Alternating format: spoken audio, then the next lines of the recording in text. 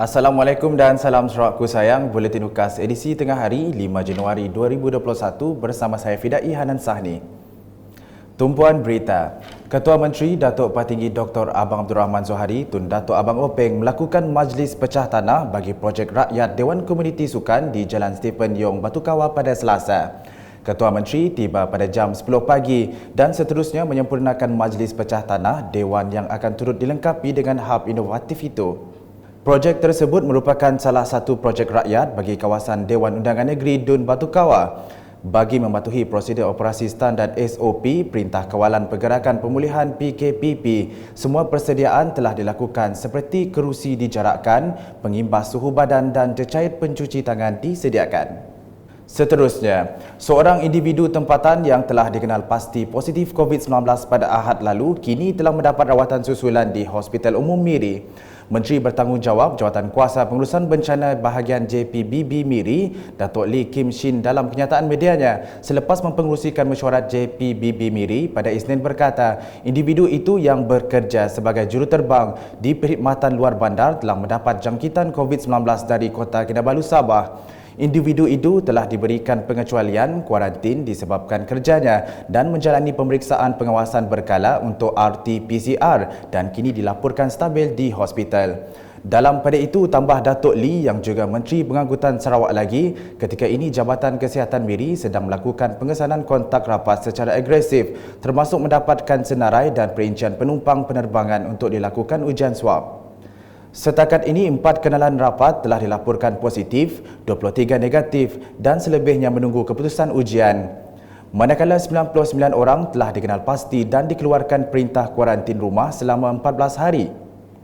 Berikut pula, makmal molekular bahagian limbang akan mula beroperasi sepenuhnya pada awal bulan Februari ini bagi memenuhi peraturan Kerajaan Brunei Darussalam untuk melakukan ujian swab kepada setiap rakyat Sarawak yang transit melalui negara itu.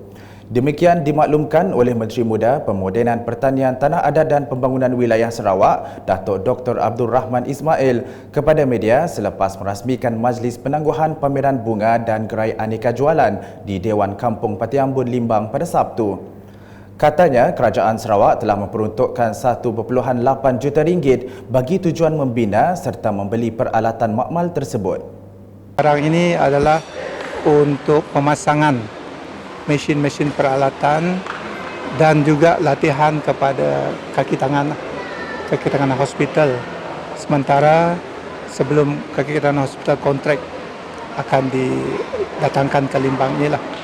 Dan dijangka kapasiti untuk makmal molekular ini dapat menguji sehingga 200 ujian satu hari. 200 ujian satu hari dan untuk ini reagentnya untuk ujian ini akan disediakan oleh Kerajaan Persekutuan. Begitu juga dengan kaki tangan. Dan untuk reagent ini sendiri kos menalan belanja hampir 2 juta untuk 6 bulan. Ini dah pun ada komitmen daripada Kerajaan Persekutuan. Beliau yang juga ahli Dewan Undangan Negeri Adun Bukit Kota turut memberitahu dengan beroperasinya makmal itu, penduduk Limbang dan Lawas boleh mendapatkan keputusan ujian swab dalam tempoh 24 jam tanpa perlu menghantar sampel ujian ke Miri yang mengambil masa lama. Sebelum ini hantar ke Miri masa awal-awalnya pun 3 hari. Kadang-kadang 5 hari. Tapi untuk ujian di Limbang 24 jam.